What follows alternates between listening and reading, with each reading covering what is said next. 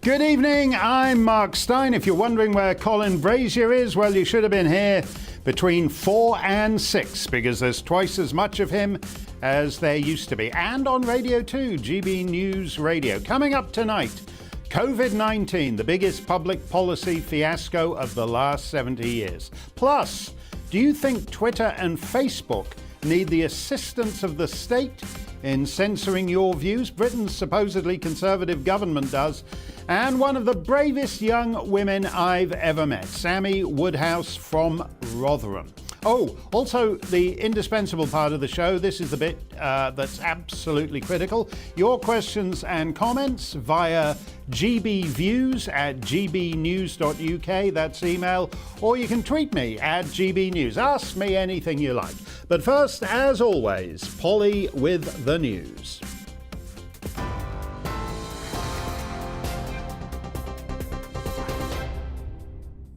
Mark, thank you. Good evening. COVID measures have been updated right across Britain. Pre-departure PCR tests for travellers returning to England and Wales from abroad are to be scrapped. And from next week, people who test positive with a lateral flow test who are asymptomatic won't need to take a PCR test to begin isolation. And Scotland's First Minister, Nicola Sturgeon, also confirmed she'll shorten the COVID isolation period from 10 to 7 days, and that applies from tonight. Meanwhile, Boris Johnson has defended the government's financial support for vulnerable people during the pandemic at his first PMQs earlier on today. The Deputy Labour leader, Angela Rayner, stood in for Sir Keir Starmer today following his positive COVID test. She warned millions of British workers are facing a further pay cut and a tax hike, with inflation at its highest level since the early 90s. His government has failed to invest in long-term energy security. His government decided to let gas storages collapse. His government let the energy market run out of control. 27 energy companies have gone bust in the last year. And now household bills are going through the roof. Angela Rayner. Well, Boris Johnson retaliated today, saying record numbers of people are now back in work, and he talked up his party's warm homes discount, winter fuel and cold weather payments. 2.2 million people supported with the Warm Homes discount, Mr Speaker, worth £140 per week, which we introduced. Pensioners supported with the £300 winter fuel payments, Mr Speaker. Cold weather payments worth £25 a week for 4 million people up and down the country, Mr Speaker. Well, away from COVID and to the United States, where at least 13 people, including 7 children, have died in a house fire in Philadelphia after smoke alarms failed. Police say there were 4 smoke detectors in the building, but it appears none of them went off. The city's fire department confirmed 8 people did manage to escape, and a child and an adult were taken to hospital. Here, 4 people have been cleared of criminal damage after pulling down the statue of Edward Colston in Bristol. The memorial of the slave trader was toppled and thrown into the harbour during the Black Lives Matter protest in June last year. All 4 defendants admitted being involved but denied their actions were criminal. And a quick warning, the following clip does have flashing images. We all have ability to say how our space is decorated and who we venerate and who we celebrate. And one thing that we know now is that Colston does not represent Bristol. 4 cleared defendants in Bristol. That's your news update. I'm back in an hour.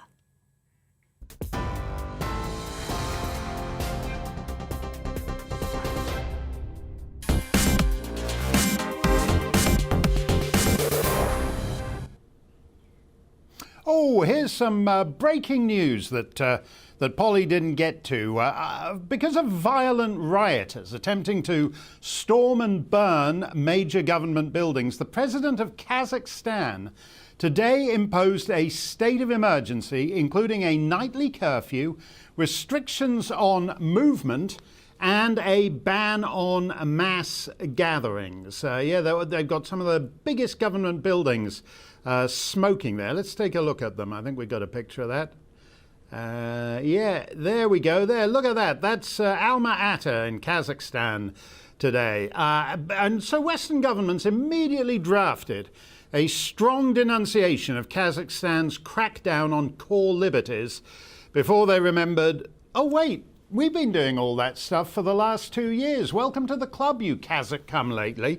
Everything you need a violent revolutionary uprising to justify in an authoritarian Steyn with an iron fist strongman is now a routine feature of life in peaceful Western democracies. In the Netherlands, no more than 4 persons are permitted to gather outdoors.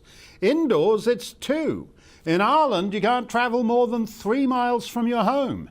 In the province of Quebec, the nightly curfew starts at 10 p.m. In Kazakhstan, they at least let you stay out till 11. The last 2 years have been one massive pajama party for big government fetishists. If you're in favour of big government, it doesn't get any bigger than being able to tell the masses how long they can leave the house for each day, or to demand to see their papers before they can enter a pub, or to be able to arrest them, as the plonkers of Cressida Dick's Metropolitan Police have done, for getting a macchiato from a Costa too far from their home. All this has been done in the name of waging war on a respiratory virus by the greatest geniuses of the expert class. Oh, it's not politics. No. Don't even think it. We're just following the science.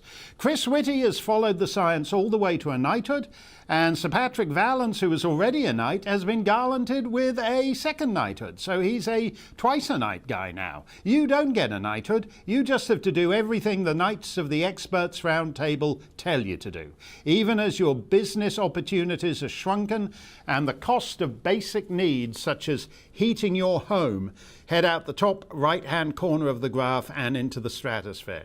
The experts told you to get the vaccine. Vaccine was a word that just a year ago had a broadly agreed definition. The definition is shifting rapidly. After the 2 jabs, Boris Johnson started talking about boosters. Like you get your flu shot once a year. Oh no, sorry, not once a year. The Centers for Disease Control in America said maybe once every 6 months. And they've just lowered it to 5 months. In France, Monsieur Macron's mandatory vaccine passport intends to demand jabs every 4 months. So the vaccine is turning into Viagra. Oh, I took it an hour ago. I better get on with it before it wears off. If you don't want to go along with this, then, as Her Majesty's Canadian Prime Minister said, we played it on Monday, you're a racist and a misogynist. As President Macron put it in an interview with Le Parisien this week, quote, I'm not trying to make life difficult for the French, but I'm très envie d'emmerder les non-vaccinés jusqu'au bout, which means I'm very eager to, well, emmerder is a vulgarism, most unpresidential, so I can't say it, so let's clean it up a little. I'm very eager to bother the unvaccinated, harass the unvaccinated, all the way to the end. To the end, eh? And to what end are you working, Monsieur le Président? Well, he continued, I won't send the unvaccinated to prison. That's awfully sporting of him. So we need to tell them from 15th January, you will no longer be able to go to the restaurant, you will no longer be able to go for a coffee. And he has declared that the 5 million unvaccinated in France are, quote, non-citizens. So if you're not willing to sign up for 3 shots a year, you're stripped of your citizenship. Well, cometh the hour, cometh the man when Omicron stalks the land, giving most folks a mild case of the sniffles. The people cry out for a strong man on a horse, even if he is a dinky French metrosexual globalist. And what do we have to show for this 2-year exercise in big government, micro-regulating, as Macron says, your right to have a coffee, and as the Metropolitan Police say, your right to choose which branch of Costa you get it from? Here is a graph of excess mortality per million people. That's to say, how many extra people are dying compared to the way it was in the 5 years before COVID. There's the graph. You can see the United States is there at the top with the highest rate of excess mortality per million residents, and just underneath them you'll see the United Kingdom. Now, these aren't COVID deaths. They're all death. They're all the excess deaths. So they include people who had stage 2 cancer and missed their checkups because the hospitals were all totally focused on COVID. So the stage 2 cancer metastasized into stage 4 cancer and they're dead.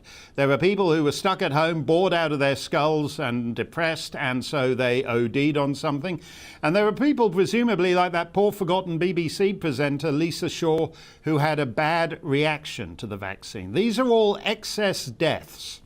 And there are a lot of them, and they're increasing still. Now, you can see on the graph the big bulge, particularly in the UK, from the spring of 2020. That's when the virus came roaring out of Wuhan, exploded in northern Italy, and then rolled on to Spain and Britain. So you'd expect to see excess deaths. But then we had lockdown, and if you look at it, the excess deaths just carry on rising. Spring 2021...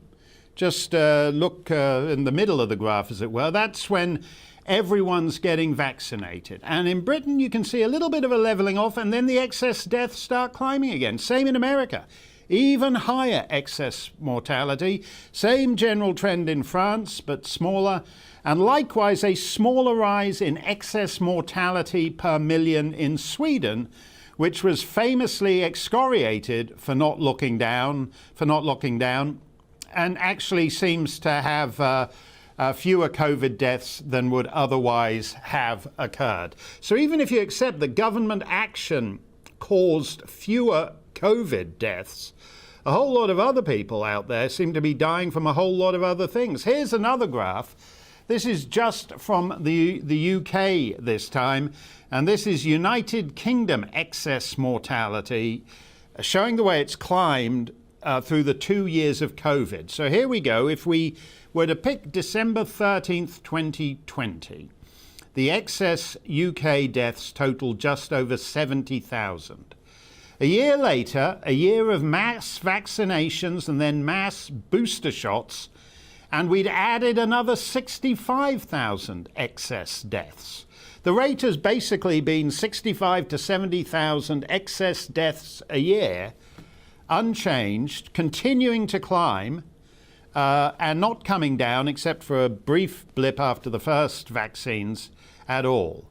So in other words, excess death of whatever is still with us. So by the crudest measure possible, because it doesn't get any cruder than the pile of corpses, an unprecedented level of big government intrusion into every aspect of people's lives has been completely ineffectual. The last 2 years have been a massive experiment, economically disastrous, to the point where not just you, but also your grandchildren and great-grandchildren will be paying for it till the end of their lives. And it is, in fact, the biggest public policy failure in a world not at war. And here's my larger point. Do you remember COP26? No, me neither. But it was a big deal at the time. Boris Johnson, Joe Biden, poor old Somali migrants being kicked out of the royal suite at their Glasgow hotels to make way for the Deputy Environment Minister of Tajikistan.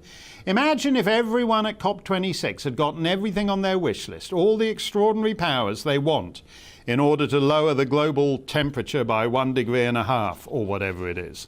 On the evidence of the last 2 years, would it have worked? Or would we all be wearing animal pelts and living in caves? Or alternatively, would it be 96 in the shade on Rock Hall?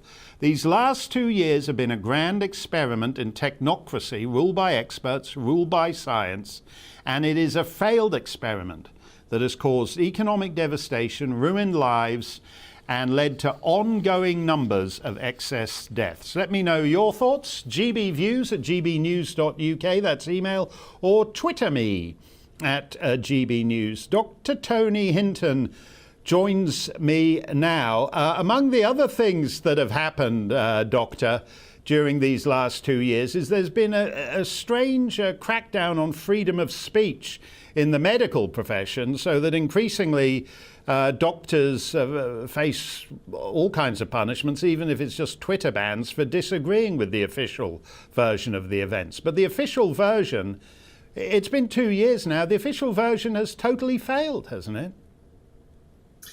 I think one of the biggest problems in this whole last 2 years has been the censorship, because medicine in science is an ongoing argument between different experts with different views.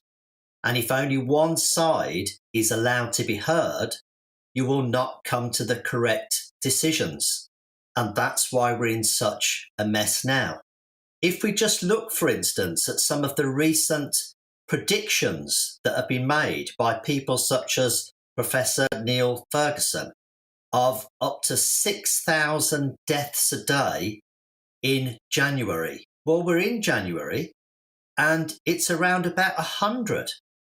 For the last 2 weeks, they've been trying to deny that the UK would follow a similar pattern with Omicron to South Africa. There was no real reason why it wouldn't follow a similar pattern. And indeed, it is following that similar pattern.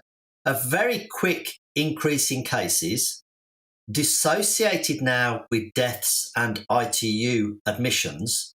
And in South Africa, their figures now are plummeting. The figures in London are now already starting to come down for cases. And yet scientists are still saying that needn't necessarily translate to the rest of the UK. Why would it not? Why aren't we following actual data rather than models, which have generally been out by a huge margin throughout the past 2 years? Well, that's the same thing that's gone on in climate change and a lot of other areas of science where when it comes to the climate, they say the observed temperature doesn't count. What matters is this fantastic model I've come up with. I don't really understand how someone like Professor Ferguson is still in gainful employment. Do you think this whole idea of government public health advisors is completely flawed? And in fact, this ridiculous thing of the Prime Minister coming out flanked by people purporting to be scientists is something that should just have been done away with. And we certainly shouldn't be doing it after 2 years of this nonsense. No, we absolutely shouldn't. And what should be happening is the Prime Minister and the Cabinet should be taking a range of views from different scientists and doctors. There were lots and lots of alternatives put forward, such as the people put forward from the Great Barrington Declaration, which said, no, COVID does not affect everybody equally. We know who COVID badly affects. It's the elderly, it's the people that are very ill, it's the people that are immunocompromised, it's the people that are obese. And things could have been done to protect those people, and everyone else could have gone about their normal business, and gradually the population would have gained immunity that then would have protected those people that were having to be shielded. But they decided not to do that for some inexplicable reason, which I can't explain. Well, what do you think that reason might be? Do they just see this as some kind of opportunity for control? I mean, there seems no reason why you destroy your tourism industry. There seems no reason why you destroy your restaurant industry, particularly somewhere like France, where tourism is actually, that's the #1 tourist destination on the planet, and Macron is making it impossible for anyone to go there. Why are governments doing this? Well, I suppose from the point of view of the French president and an election coming up very soon, I suppose he thinks a bit of Brit bashing doesn't do him any harm with French people. But actually, when you speak to people living in France, they're pretty fed up with Macron as well. If you look at the ski resorts, for instance, they are absolutely decimated because places like Val d'Isère, almost half of their income comes from the Brits that go there. And for some strange reason, the only country that people cannot travel to France from at the moment is the UK. And they'll just be losing in business to Switzerland and Italy and other places. It doesn't make any sense. Yeah. But I think there are some of these advisors that obviously also have a particular political view that they're trying to put across.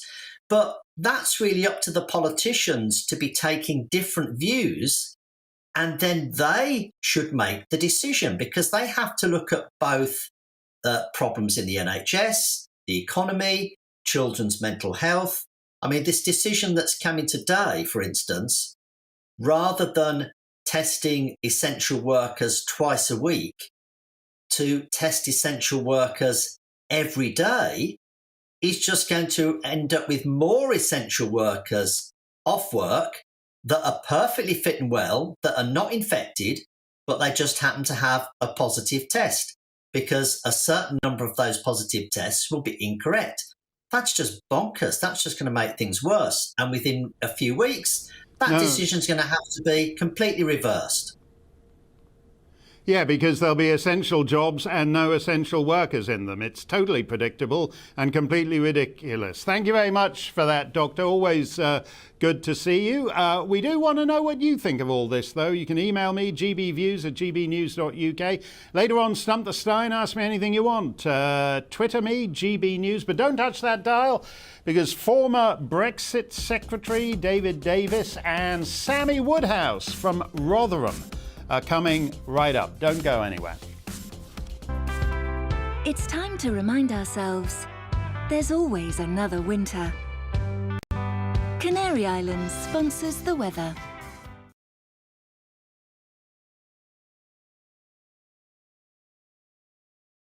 Hello there, I'm Ahmed. And I'm Isabel. And you're watching the GB News digital stream across the United Kingdom. And around the world. If you're here in the UK, you can also watch us on your TV screen. GB News is Freeview channel 236. On Sky, we're channel 515. 626 on Virgin Media. Just remember, you might need to retune your TV to watch the channel. Yeah, and if you are doing that, find out more about retuning by going to gbnews.uk.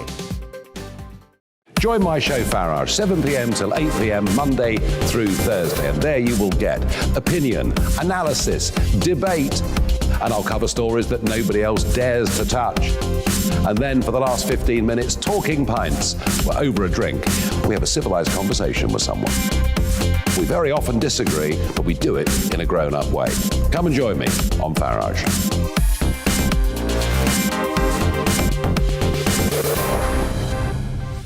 I'm Dan Wootton. Join me Monday to Thursday from 9 to 11 for the feistiest and most fun news debate on TV, where free speech reigns. I'll bring you a sharp take on the day's biggest stories, bombshell newsmaker interviews, and A-list guests. And I guarantee you, no spin, no bias, no censorship, and no reason to go to bed. That's Dan Wootton tonight, Monday to Thursdays from 9 on GB News. Hello there, I'm Eamon Holmes. And I'm Isabel Webster. And we hope you can join us for Breakfast with Eamon and Isabel. You make me laugh out loud, belly laugh. Is that important first thing in the morning? Yeah, absolutely. And there's me trying to be deadly serious. News is a serious business. Yeah, I have to rein you in sometimes. Well, it doesn't stop us laughing at it. It doesn't stop us having an opinion on what's going on. Yeah. And it certainly will not stop us reflecting what you think. Weekdays from 6 to 9:30 on GB News.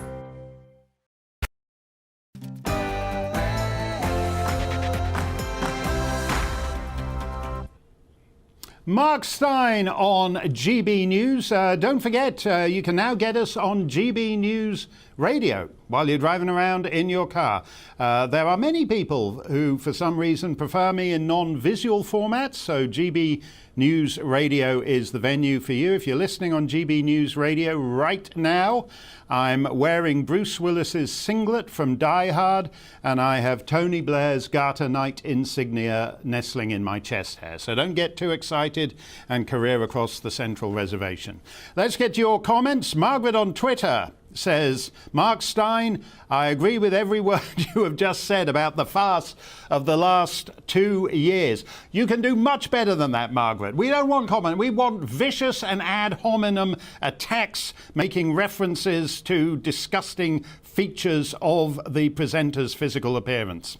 On President Macron's comments, Brian on Twitter says, I'm sure the French people will be bleeping him off shortly. Maybe, But there's a lot of candidates on the right, and it may be one of those things. Macron actually, Matthew on Twitter makes this point. He goes, wasn't he the one cautious on rolling out the vaccine due to a very small minority of people dying, while England was just getting on with rolling it out? I think vaccines should be personal choice, and that telling them to bleep off is only going to make the unvaccinated less likely to get jabbed. That's true. But as Brian was saying, he's thinking in political terms. And so otherizing 5 million unvaccinated Frenchmen is his way of shoring up his base and getting them enthused about voting for him. I think it was the late Benny Hill who wondered, why is there only one Monopolies Commission? It's actually an oddly profound insight. Within the last decade, we've reached the point when, as a practical matter, access to the entirety of human knowledge across the planet is in the hands of a cartel of half a dozen woke tech gazillionaires. They're increasingly censorious, but their censoriousness has evolved. Not so subtly over the last year. They used to ban and cancel those who were insensitive to favoured identity groups, transgender persons, Muslims, intersexuals, whatever. For the last year or so, they've moved on to the old-fashioned kind of censorship, banning and cancelling those who disagree with the state's official line on COVID-19 or the integrity of the US election or the COP26 consensus or whatever. Now, as if they need it, government is stepping in to give Meta, Facebook and Alphabet Google a hand. Mr. Johnson's supposedly conservative ministry is proposing an online harms bill which supposes that, among other things, vaccine misinformation is such a threat to public tranquility that legislation is required. David Davis, MP, is the former Secretary of State for exiting the Union, and it's great to have him with us. Actually, let's just start on that EU business, because doesn't this sound a bit like the kind of legislation that Brussels would be interested in passing? It doesn't sound very much like a liberated post-EU UK kind of legislation. Right, no, you're right. I mean, most of the European nations are much more restrictive in their approach to free speech than we are. I mean, the big differentiating characteristic between us and many of the European countries is exactly that. I mean, I remember many years ago, they passed a collective law, effectively banning Holocaust deniers. Now, I think Holocaust deniers are largely bonkers, but it doesn't matter. You know, when you say somebody who disagrees with you is wrong, that's one thing. When you say they can't say anything, it's something very different. And always remember that nearly all of the great progresses in human society have started out as a minority view, as an anti-establishment view. It doesn't matter whether you're going back to the world being round rather than flat, going back to Copernicus and Galileo when the Catholic Church tried to suppress them. It was always the minority people who actually led to great progress, great change in society. And we should always remember that's why Britain is quite close to one of the greatest countries in the world, because it had that free speech. It had that ability to argue the toss over everything, whether it's science or anything else, or science or society. And it's very effective, a very effective way of making your society get on, your nation get on. Others didn't do it. We gained from that. Now we may not. Yeah, I think it's fair to say that Galileo and Copernicus would certainly have been kicked off Twitter if they'd had it back then. But it applies to more recent things too.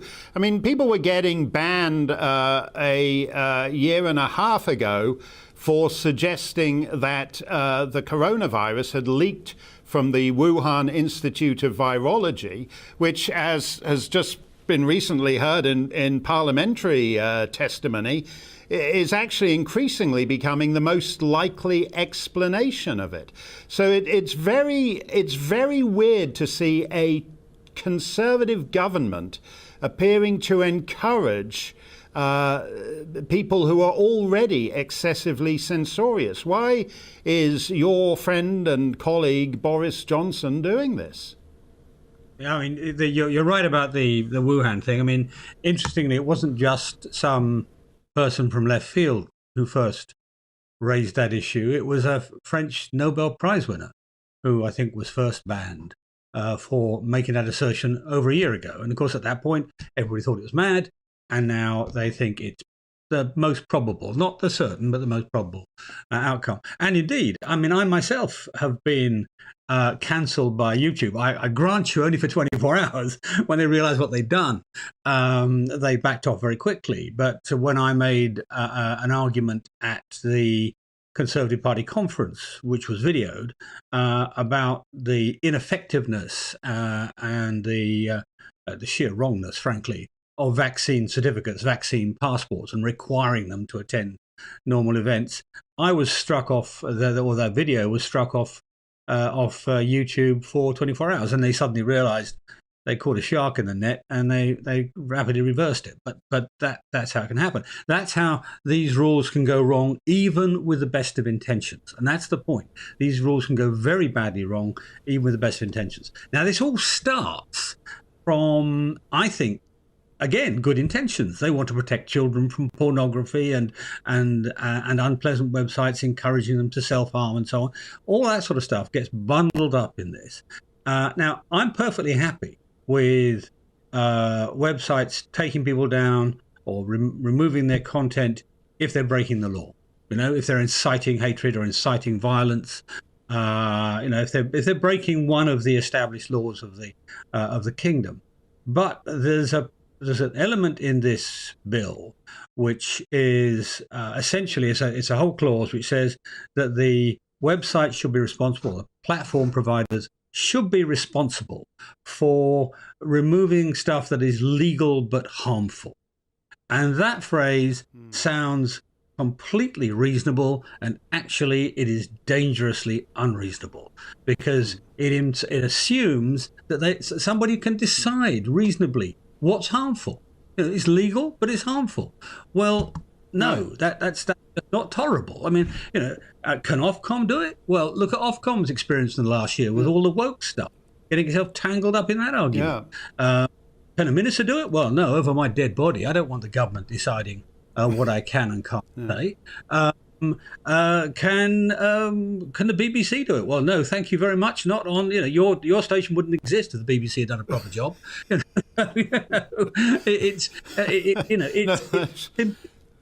There is nobody who can do this. You can't say you are the holder of the truth. Even you, we can't say, you are the holder of the truth. Nobody can. But this is what I don't get. But you're a conservative. You know that. Conservatives know that you couldn't even ask a judge, the most bewigged senior justice in the land, to start pronouncing on legal but harmful things, because he's supposed to do the law. We've seen with the police just in the last year the way they've interpreted certain advice. So they've gone charging into some park and bundled up a little old lady who they decided has been sitting on the park bench for too long, and sitting doesn't count as exercise. We've seen all this nonsense throughout the last couple of years, and yet Conservatives, who are supposed to be the party that understands human nature, have just invented a category that is bound to be disastrous. And we've seen it all on Twitter when the police go and investigate some porn actor who advertised for a pornographic actress and a transgender lady at Pride, and the police went and investigated him for his transphobia in not wanting to have sex on camera with a transgender porn star. I mean, we've got this insanity all over the land. What don't Conservatives get about that? Well, sometimes I think it's a useful intellectual experiment to reverse things, turn things around. What would happen if this was the other way around? And just imagine if in the last 2 years had, let's say, Tony Blair as the Prime Minister. What would the Conservatives have been doing about people being arrested on a park bench for having a cup of coffee? Because that was what they were accused of. actually drinking from a thermos flask of coffee, or that or people being followed through the Derbyshire Dales by drone to keep an eye on them because they were somehow breaking some other regulation about not going into public areas during lockdown. I mean, how would we have dealt with it if it had not been our government? And the answer is we would have been fiercely in opposition. The CRG, I forgot what it stands for now, the Coronavirus Research Group or whatever, that Mark Harper runs, would consist of 300 Tories, not of 100, because they'd all be saying this is against the constitution of this country. The constitution of this country is that unless there is a very, very good reason to restrict your freedom, there is an overwhelming need not to restrict your freedom. That's the presumption. The presumption is that the individual knows best, not the state knows best.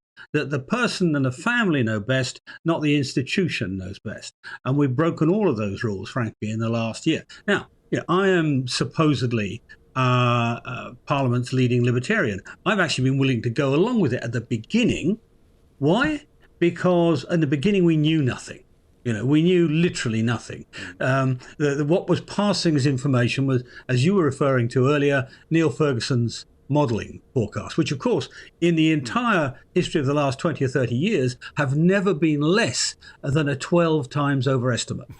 Go back to mad cow disease, to bird flu, every single time. Sometimes it's been 1,000 or 1,000,000 times over in estimates of death. So that was what passed as a fact in those days. But we've had a year of experience now. You, just before I came on, you were showing a graph of excess deaths, showing, frankly, that Sweden has done as well as anybody, that during the course of this whole process, that there have been large numbers of deaths, not, of course, all from COVID, from corona, from coronaries and from cancer and all the other things that haven't been treated. All MPs have been dealing in the last year and a half with constituents who are desperate because they can't get their dad into hospital. They can't get him to get his scan, can't get the surgery he needs. Why? Because we've locked everything down in sometimes, I think, a panicky response. Well, more than sometimes, very often a panicky response to this threat without real information. Today, you listen to the BBC talking about Omicron, and they're talking about Omicron as though it's the same as Delta. Now, Delta, to be fair, killed people. As far as we can see, Omicron doesn't in anything like the same numbers. It's more like flu or a very bad cold in terms of the harm it does. And yet they're treating the numbers the same. You've got literally apples and oranges being compared.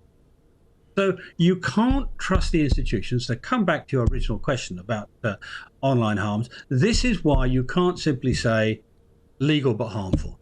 If it's bad enough, make it illegal. My view this is, okay, let's have a bill every year. When I first came into Parliament, albeit 2 centuries ago, we had a every year we had a Companies Act. Why?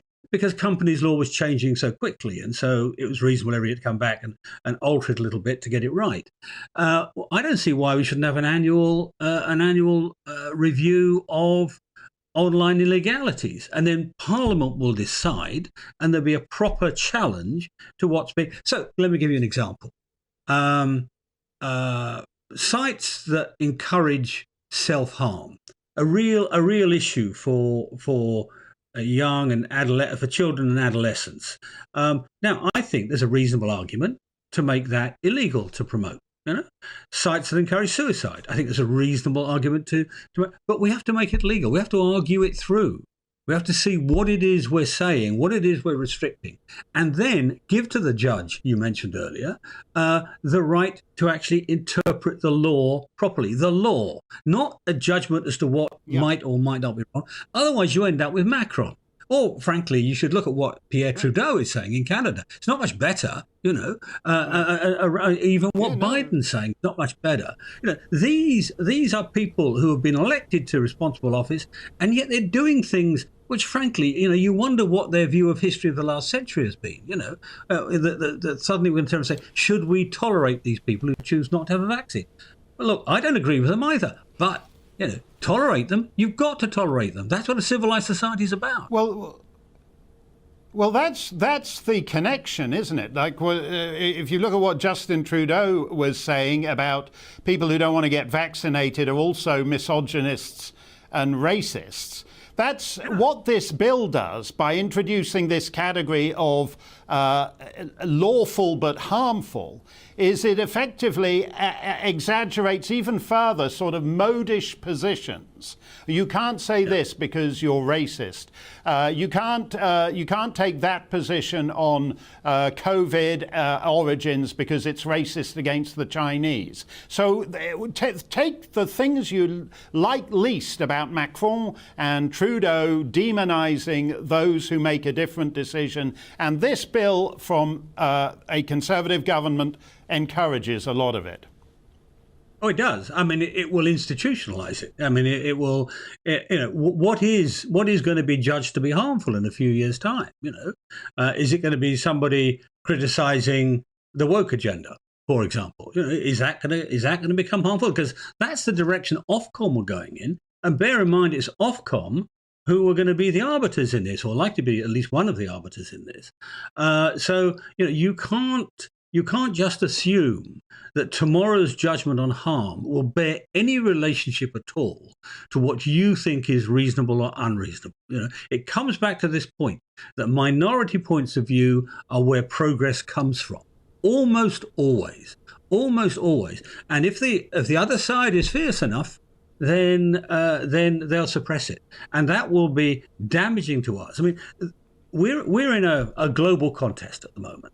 The West is having a battle, an economic battle, not a physical, an economic battle, and a psychological and moral battle with the Chinese and the Russians and so on. We will only win that if we play to our strengths. And what's our primary strength? It's freedom. And what's most important of the freedoms is freedom of speech. And if we impinge on that, we will do harm to ourselves, we'll lessen the attractiveness of our society, and in the long run, we'll undermine the innovation and the genius that makes the Western world. It actually started in this country. I'm old-fashioned and, shall we say, British enough to say, but it's now... Absolutely. Absolutely. Preach it, brother. I don't care whether you've been in the House of Commons for 2 centuries. We should have you back in the cabinet. That last bit was stirring. David Davis, thank you very much for that. Coming up next on GB News, direct from Rotherham, the indestructible Sammy Woodhouse. She's next. Stick around. It's time to remind ourselves there's always another winter. Canary Islands sponsors the weather.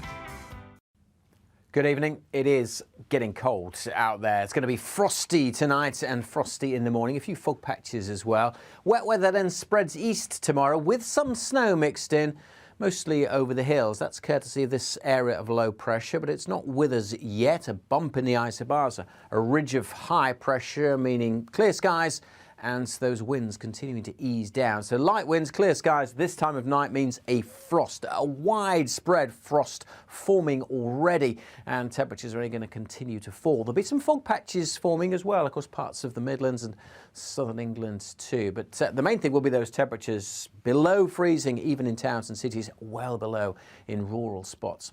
So a very cold start to Thursday, and then things turn wet across Northern Ireland, some snow on the hills, and then as this wet weather arrives across Scotland, some significant snow likely on the higher routes here, also across parts of Northern England. Some of the higher routes not very pleasant for a time through the course of tomorrow afternoon. We'll turn back to rain as we go through the day. Mostly rain at low levels and across the southwest, where it will actually eventually get to double figures. But East Anglia in the southeast staying cold, but largely dry until the rain pushes in here late afternoon into the evening. It's going to be followed by showers, and those showers turning wintry once more. So we do have another Met Office yellow warning for snow and ice from Thursday evening into Friday morning across northwest England, parts of Northern Ireland and western Scotland. The snow could really start to build up here, and as temperatures Won't be as low, but still getting close to freezing. Could lead to some icy conditions, particularly for Friday morning's commute as the showers continue to come in. Mostly rain at low levels and on the coast, but certainly over any kind of smallish hills, we will see some snow building up during Friday morning in those showers. A scattering of showers elsewhere, but for many central and eastern parts, Friday dry and bright with sunny spells, but it will be cold. Temperatures again below average and feeling colder with the wind. Canary Islands sponsors the weather. Good evening. It is. Hello there, I'm Ahmed. And I'm Isabel. And you're watching the GB News digital stream across the United Kingdom. And around the world. If you're here in the UK, you can also watch us on your TV screen. GB News is Freeview channel 236. On Sky, we're channel 515. 626 on Virgin Media. Just remember, you might need to retune your TV to watch the channel. Yeah, and if you are doing that, find out more about retuning by going to gbnews.uk. Join my show Farage, 7 p.m. till 8 p.m. Monday through Thursday. And there you will get opinion, analysis, debate, and I'll cover stories that nobody else dares to touch. And then for the last 15 minutes, talking pints. We're over a drink. We have a civilized conversation with someone. We very often disagree, but we do it in a grown-up way. Come and join me on Farage.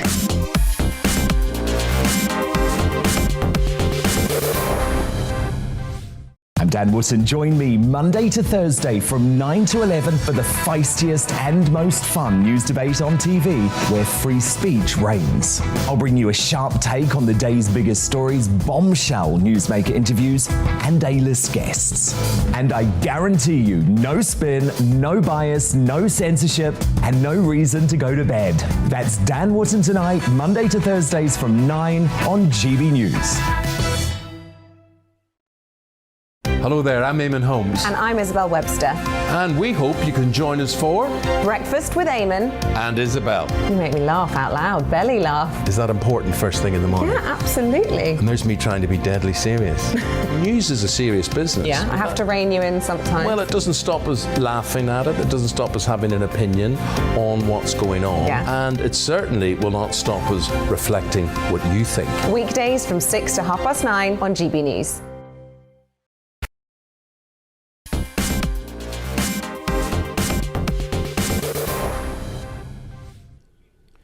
The House of Lords has been around since early in the 14th century. In those 7 centuries, only one peer has ever been recommended for expulsion.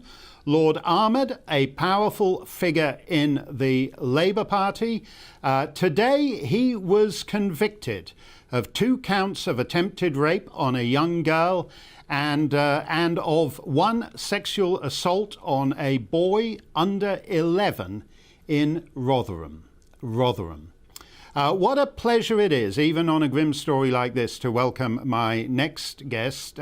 Sammy Woodhouse is one of the bravest young women I've ever met. I think it was 5 or 6 years ago, and she was one of the many victims without number in Rotherham, but she is determined to see that the perpetrators eventually meet justice. Sammy, when I was with you in Rotherham, things were still going on and secrets were still being kept. Do you think all the dark secrets will ever come out, or do you think they're still just being brushed under the carpet? I don't think the full truth will ever be able to come out. I mean, you know, even my own story legally, there's some things I will never be able to share with the public. And unfortunately, that's just how it is. And you know, for me, and I think I can speak on many survivors when I say this, it's so frustrating that no professionals have yet been held to account. And I honestly don't think that they will.